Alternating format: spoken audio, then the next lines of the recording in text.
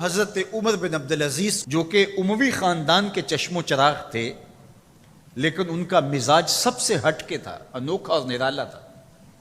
سلیمان نے ساری زندگی تخت و تاج کی بسر کرنے کے بعد سوچا کہ میں ان کو اپنا نائب بناؤں۔ تو خیر، جب ان کا انتقال ہوا تو لوگ دمشق کی جامع مسجد میں جمع ہوئے اور وصیت نامہ پڑھا گیا۔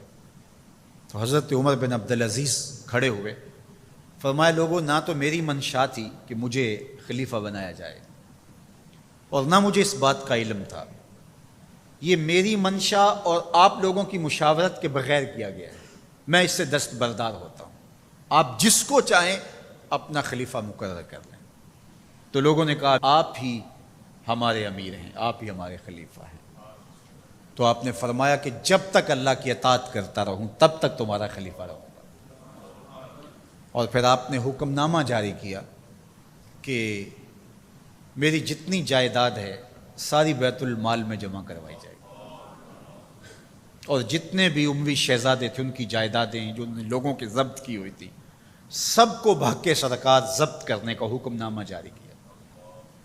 مسجد سے باہر نکلے تو آپ کے لیے شاہی سواری لائے گی، فرمایا میرا خچر کافی ہے میرے لیے۔ گھر پہنچے تو اپنی بیوی فاطمہ بنت عبد الملک سے کہا، جو بادشاہ کی بیٹی ہے، بادشاہ کی پوتی ہے اور 4 بادشاہوں کی بہن ہے، ناز و نعم میں پلی ہوئی ہے، کہا کہ میرے ساتھ تم رہنا چاہو تو تمہیں اپنے سارے زیورات، زر و جواہر، سارا مال بیت المال میں جمع کروانا ہوگا اور فقیرانہ زندگی بسر کرنا ہوگی۔ اب اس پاک باز خاتون نے کہا کہ میں اس کے لیے تیار ہوں، میں فقیری کی زندگی کو ترجیح دیتی ہوں۔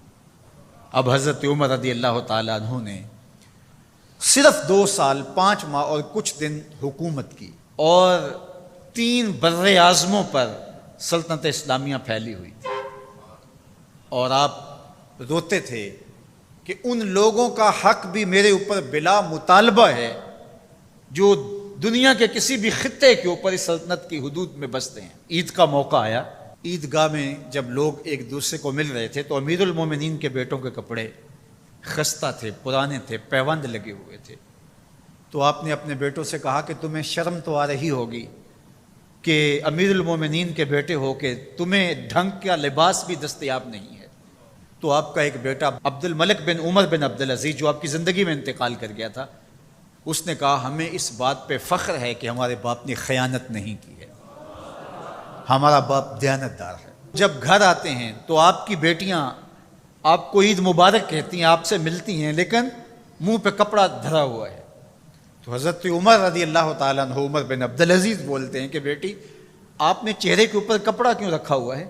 تو وہ کہتی ہے ہم نے کچے پیاز سے آج کھانا کھایا ہے تو اس لیے ہم نے کپڑا رکھا ہے کہ آپ اس کی سمیل محسوس نہ کریں۔ تو حضرت عمر بن عبدالعزیز رو پڑتے ہیں اور فرماتے ہیں کہ کس باپ کا جی نہیں چاہتا کہ میری اولاد آسودہ ہو، لیکن میں آخرت سے ڈرتا ہوں۔ حضرت عمر بن عبدالعزیز رضی اللہ تعالیٰ عنہ کے 2 سال 5 ماہ اور چند دنوں کے اندر ایسا عدل پھیلتا ہے کہ لوگ کہتے ہیں ہمیں لگتا تھا آسمان اور زمین کے درمیان ترازو گاڑ دیا گیا ہے، ہر شے پوری تولی جا رہی ہے، اور اتنی خوشحالی آتی ہے، اتنی خوشحالی آتی ہے، لوگ زکوٰۃ کے پیسے لے کے نکلتے ہیں، کوئی زکوٰۃ لینے والا نہیں ملتا۔ ایک علاقے کے لوگ حضرت عمر بن عبدالعزیز کو خط لکھتے ہیں کہ حضرت زکوٰۃ کا کیا کریں؟ فرمایا غریبوں کو دے۔ کہا کوئی غریب رہا ہی نہیں؟ تو کہا کہ اچھا آپ اس طرح کریں کہ جن کی شادیاں نہیں ہوئی ان کا مہر ادا کر کے شادیاں کروا دیں۔ تو وہ جواب میں لکھتا ہے یہ بھی ہو چکا۔ تو کہا لوگوں کو قرضہ دے دیں۔ کہا کسی کو قرضے کی ضرورت ہی نہیں ہے۔ تو پھر فرماتے ہیں اچھا غیر مسلموں کو قرضہ دیں تاکہ وہ کھیتی باڑی کر کے زراعت کے کام کو بڑھائیں۔ یہ عمر بن عبدالعزیز کا دور ہے۔ عدل پھیلا، نور پھیلا، روشنی پھیلی۔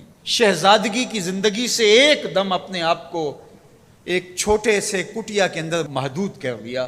اللہ اکبر۔ حضرت عمر بن عبدالعزیز رضی اللہ تعالی عنہ مسلمانوں کے نامور خلیفہ ہے، اور ان کو ان کے عدل، ان کے انصاف، ان کی سادگی اور ان کی زندگی کے اس خوبصورت طرز کی وجہ سے عمر ثانی کہا جاتا ہے۔